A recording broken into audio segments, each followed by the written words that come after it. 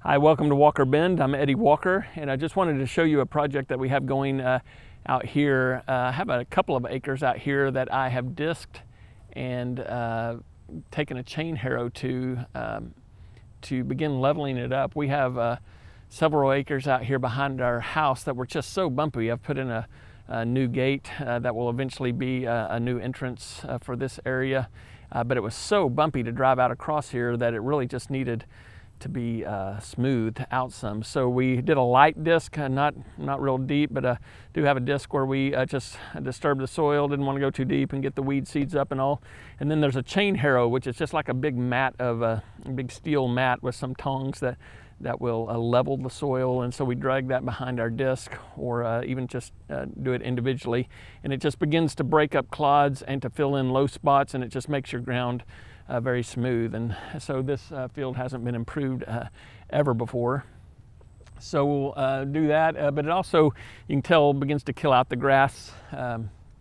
Bermuda grass that we have here is very hard to kill out, but eventually I also have a rototiller, so I can make this smooth and begin to improve soil. We have black gumbo clay here, so it's not great soil. It'll need some compost in that to make it much better, but we'll begin to improve it a little bit, and there are things that will even grow in the heavy clays, although it takes a lot more work.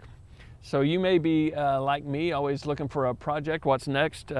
To me, this is just bare ground, nothing here, but I envision things that'll be beautiful here. I got the gardening bug from my grandparents.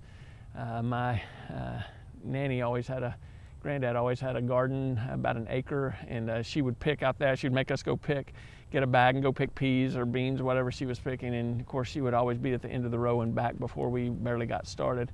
But I always loved her garden, and especially loved eating the things that she made out of it. And I hope, as we expect our first grandbaby, that we can pass that legacy on and enjoy the good bounty that hopefully this will produce. My family makes light of me because I always aspire to great gardening success, and that rarely happens. So usually I will produce one thing very well any given year. I'll have it just overflowing with okra. One year it's squash, can't eat all the squash we have. One year, a couple years ago, it was cantaloupes, but I never can make it all come together at the same time. But this next year is going to be the year. So it's fall now. We had a frosty morning this morning, down in the 40s. So I'm actually trying to get my ground ready in the fall for success in the spring. One good thing about having a cattle ranch, and we have a tractor that goes with that, so I'm able to work with a little bit bigger areas. I enjoy raised bed gardening, and have some things that have worked really well in raised beds. But I've always have wanted to have like an acre-sized garden, like my grandparents did, and that really takes a tractor of some kind, or some kind of tillage help. Since I have it anyway, it's not like I went out and bought a tractor to do a garden, although I probably wouldn't have been opposed to doing that if I could have talked Sarah into that. We had overhead electricity going into our home. There was an ugly telephone pole at the street, another one halfway up our driveway, and then it went across the driveway. It just didn't look nice, so I wanted to redo the electric in the house anyway. So while I was doing it, I just pulled panels out here across the drive and went underground with everything to the house, so I don't have to worry about poles leaning and getting ugly over time. So but this is kind of an ugly part on what I hope will be a beautiful part of our garden.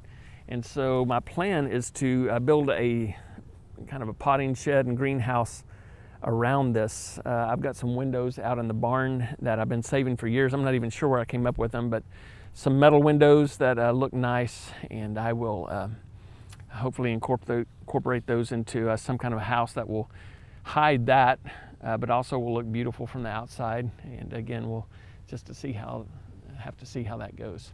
So I hope that maybe you will keep track of what's going on by liking and subscribing. And also, if you have plans for your own garden, your own aspirations for what you're wanting to build, I'd love to know about that, and hope you'll keep in touch and with your own plans.